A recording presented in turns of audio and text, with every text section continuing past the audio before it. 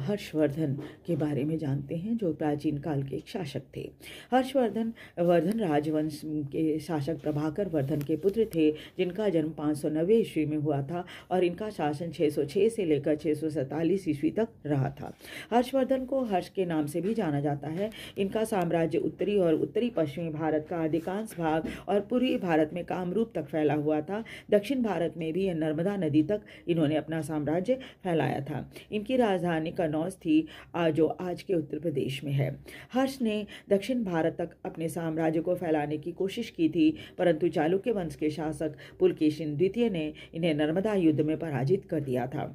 हर्ष का साम्राज्य खुशहाल था। उसने बहुत अच्छे तरीके से अपना शासन चलाया था। धर्म के प्रति बहुत उदार थे। चीनी यात्री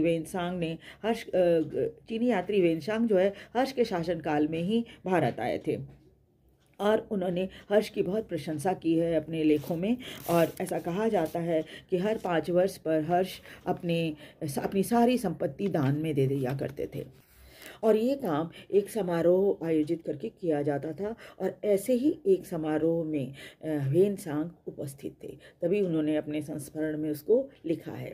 हर्ष का साहित्य और कला के प्रति बहुत ही लगाव था। बाणभट्ट जिन्होंने कादम्बरी लिखी है उनके मित्र थे और हर्ष स्वयं भी बहुत बड़े विद्वान थे और उन्होंने 3 नाटिकाएँ लिखी हैं, जिसमें नागानंद, रत्नावली और प्रियदर्शिका है। ये तीनों के तीनों संस्कृत में लिखी गई हैं। उन्हें बहुत अच्छा वीणा बजाना भी आता था।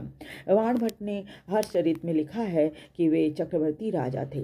हर्ष के प्रशासनिक कामों को देखने के लिए उन्होंने क्या किया था, अपने राजकाज को अच्छे तरीके से चलाने के लिए मंत्री और अधिकारी रखे हुए थे, जिसमें अवंती युद्ध और शांति का मंत्री कहलाता था, सिंहनाद हर्ष की सेना का महासेनापति कहलाता था और कुंतल अश्वसेना का मुख्य अधिकारी होता था। स्कंदगुप्त ने हस्ती सेना का, या हाथियों की जो सेना होती है उसका मुख्य अधिकारी होता था।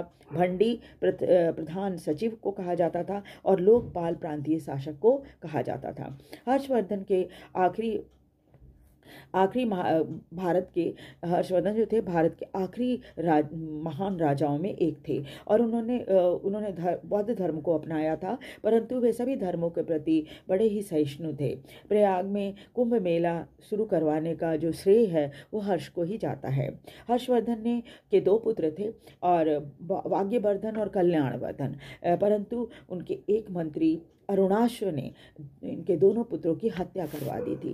वारिस न होने के कारण इनका साम्राज्य बिल्कुल छिन्न भिन्न हो गया। वीडियो आपको कैसा लगा? वीडियो को लाइक और सब्सक्राइब जरूर कर दीजिए। Thank you very much.